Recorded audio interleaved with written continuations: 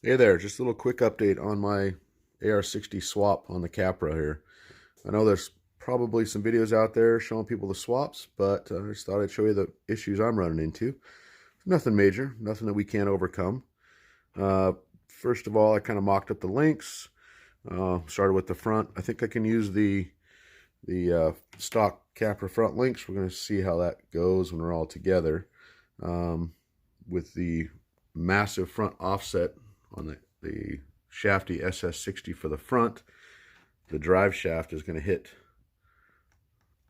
right on the side of that skid. So we have to break out the old Dremel and Dremel out some spots. Good thing I used that lower mount, so it's not that big of an issue. Also, because of the gearing swap I did with the 3-gear transmission, in this guy I was running a 13 tooth pinion, and that worked out pretty good for wheel speed with the gear reduction on the portals. But since these axles don't have all that extra gear reduction, we're gonna have to go back to a 9 tooth. Unfortunately, well, I don't have any set screws, so I'm gonna have to make a run to the parts store for that. At the same time, I'm gonna swap out the Savix steering servo for the front for an SHV 500 V2. So that's a direct power. So that means I'm gonna have to get rid of, do some wiring issues also. I got a BEC running both servos with a little Y harness I made up in the receiver box there. But I don't have any more JST wiring connectors, so I got to get some of those there as well. So aside from fitment issues, I'm possibly going to have to run some bent upper links. I'm not even sure where these come from. I may have bent it myself. I don't remember. But we may have to run that for the upper links just to do some clearance. I want to get this thing as low as possible. And if you look at the Shafty axle, so normally the link bolts into the bottom hole there, and the shock bolts into the top hole on the link mount. Well, with this guy, I want to get it as low as possible. So what I'm going to do, and it's going to work out pretty slick, is this guy is going to go, the shock is actually going to bolt and nut on the bottom of the link mount.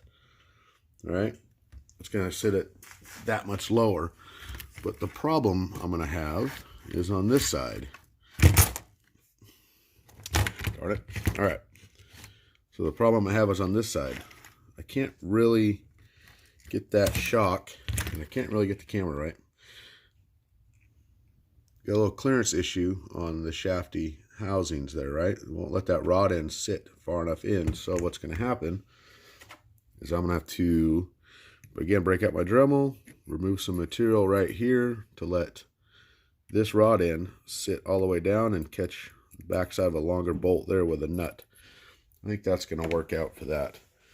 Other than that, it's going to be pretty straightforward.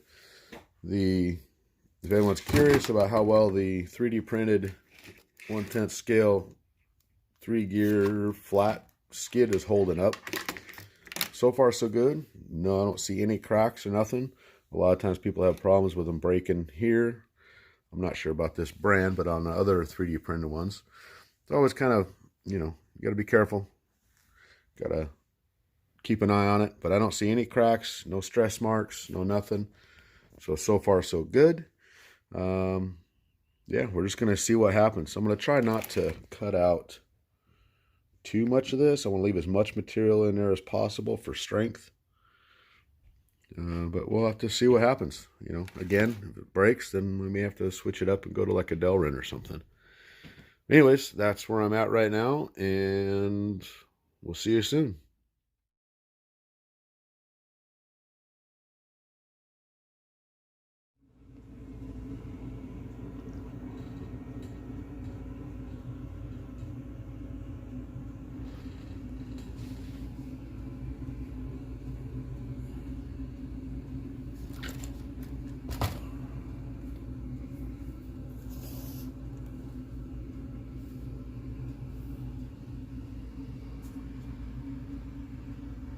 Well, there she is. She is a big bee. Giant 6-inch tall USD Stickies. Super shafty SS60 front axle filled with deluxe FBA shafts, knuckles, and all the goodness. Holmes Hobbies BLS HV 500 V2 direct power servo in the front. The BLS HV 500 V2 servo in the rear. Hooked to that BEC. And that's what she looks like, guys. Pretty easy swap, pretty simple. Still got lots of belly clearance. You got the wiring all cleaned up. Got rid of some wires, did some cleaning. It's always good and tight in the Capra. Still got to put the side panels on. The swap went pretty good. Let's see. Let's check out the other side. So in the previous little clip, we were talking about links and shock mounting and all the other goodness. You can see there, I dremeled out the tab a little bit to clear the drive line. Got lots of good clearance, still got lots of good meat. Got lots of good meat on that link mount, so I don't think I'm going to worry about that. I ended up I had some Wraith titanium lowers. Actually worked out really well, kept the pinion angle good. I did have to go bent uppers in the front. As you can see, the clearance, I needed that bent upper to clear the driveline under full compression.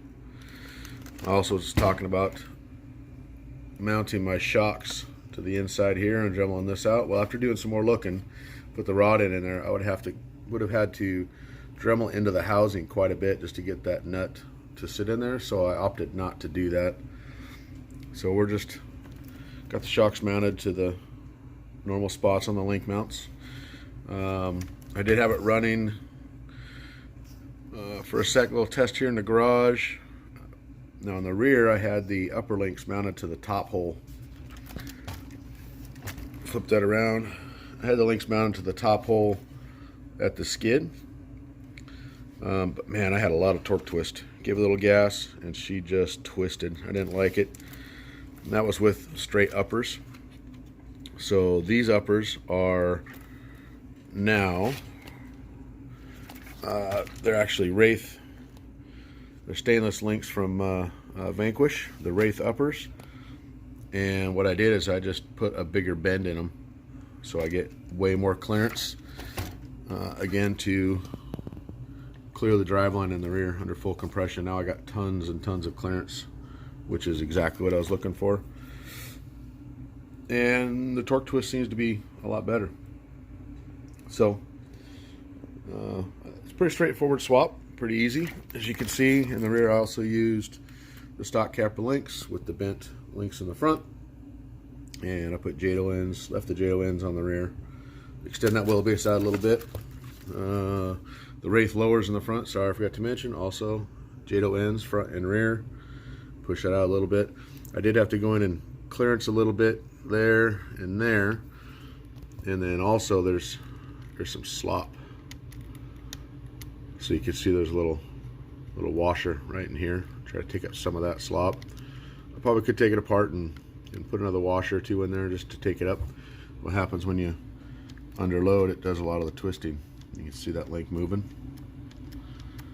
So just little custom stuff that you may have to do if you're going to do this swap. Again, it's pretty simple, pretty straightforward. I don't know what it's going to be like on a standard Capra skid, but with this skid, it's really easy. Just as a recap for motor-wise, I'm running the Team Brood Apocalypse. It's a 35-turn brushless motor. Lots of good torque, decent wheel speed. Got my 9-tooth pinion in there. I may have to bump it up to like a 10 or 11, but we're going to run it and see how she does. I'm digging it. ESC is mounted up on the firewall up there. It's the Tekin BXR. It is element proof, super small footprint. I dig it. And one thing I don't like, obviously it's a little higher than I wanted to, and I hit the servo arm right there. But if you look at the shocks, I mean, I still get decent full compression. It'll be okay. I probably could put a non-high clearance, probably could put a different servo arm on it, one that sits back a little bit further. This is a Pitbull Racing one. I had it on my bouncer because I had my tie rod running behind the servo and across to clearance that. But with the way I have the C's clocked, so I get good turning, I didn't have enough room. There's just not enough room between here and there. So I put it back lower. I don't think this is gonna be an issue. I think it's gonna work out. Man, she's pretty stable. Just a little bit of testing here in the garage. Pretty much get up on the sidewalls of the tires and drive it. Yep, I know the tires are backwards. But again, they're backwards because of wear marks. You can see this guy has a nice sharp edge. If I put on forward, these were rounded over from the bouncer. You can see a nice wear mark right there. Nice and round, but this side's nice and sharp. We're gonna run it, see what happens. I really hope the foams, the foams are really stiff because they were on a 10-pound truck, but there was a lot of, these things are super soft, just deflecting. So I don't think I'm going to get any side roll. If I am, going to be very little. I think all the movements can be coming from the lugs, and especially if we come back and I sipe these, it's going to get a lot more movement. But you know, good enough for now. We'll throw the panels on and get a little bit of running video and see how it does. And then this weekend I'll get some more footage. All right, hey, thanks for visiting, and we'll see you next time.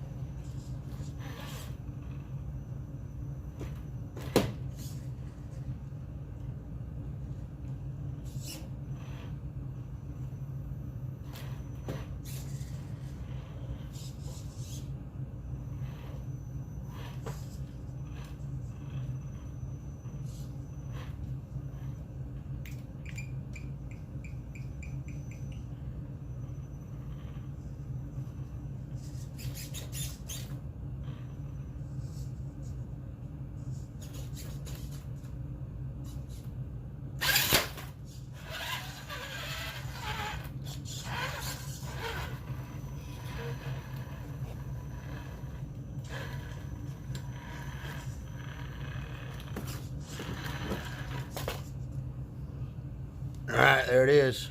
She's pretty stable. It's a beast. Super mega goat. Alright, enough of the garage crawl. Let's get it outside.